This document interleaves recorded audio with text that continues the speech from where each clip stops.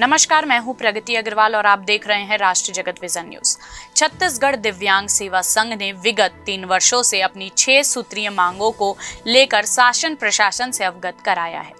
संघ की प्रमुख मांग है कि दिव्यांग जनों को दिव्यांग वंदन योजना के तहत प्रतिमाह 5,000 रुपए की मासिक पेंशन प्रदान की जाए। साथ ही अविवाहित दिव्यांग युवतियों को महतारी वंदन योजना में शामिल किया जाए। इस विषय में हमारी संवाददाता पूजा गुप्ता ने संघ के अध्यक्ष से खास बातचीत की, आप भी देखिए।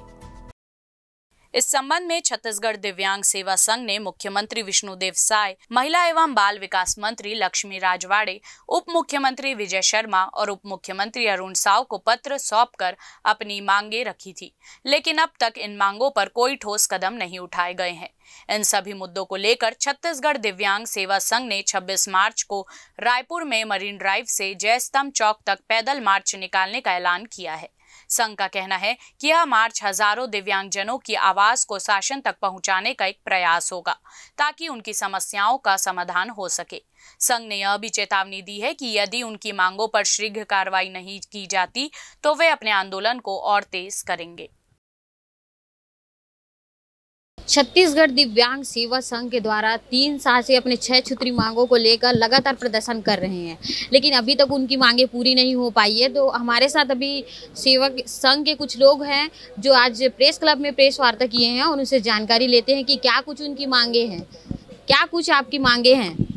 जी, हमारे मांग 6 सूत्री है मैडम।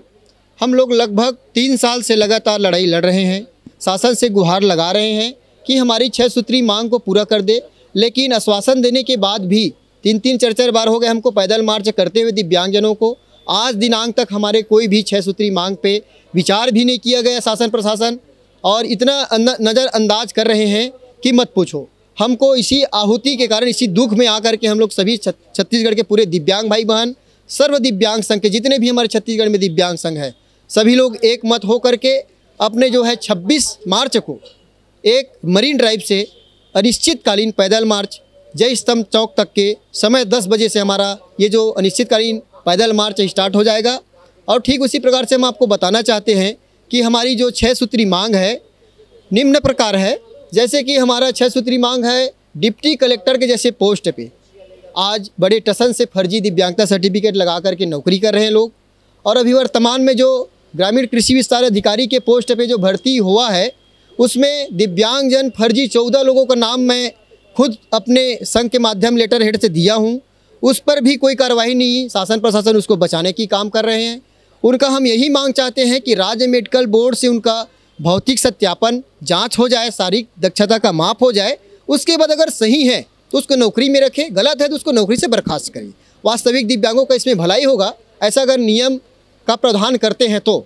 जबकि 4 नंबर कर्णिका में कृषि विभाग से, संचालनालय से कर्णिका भी डाला गया है। अगर कोई भी संदेह देते हैं, कोई भी शंका के माध्यम से शिकायत करते हैं, उनका राज्य मेडिकल के लिए जांच के लिए लिखा जाएगा, लेकिन खुद का वो मनमानी करके कोई पालन नहीं कर रहा है। ठीक दूसरा नंबर शॉर्टकट में बताना चाहता हूँ मांग अपना, जैसे कि हर अदर जो राज्य है वहाँ देखा जाए तो 4,000, 4,500, 3,000, 1,500, 2,500 ऐसे दिव्यांगजनों को पेंशन दिया जाता है।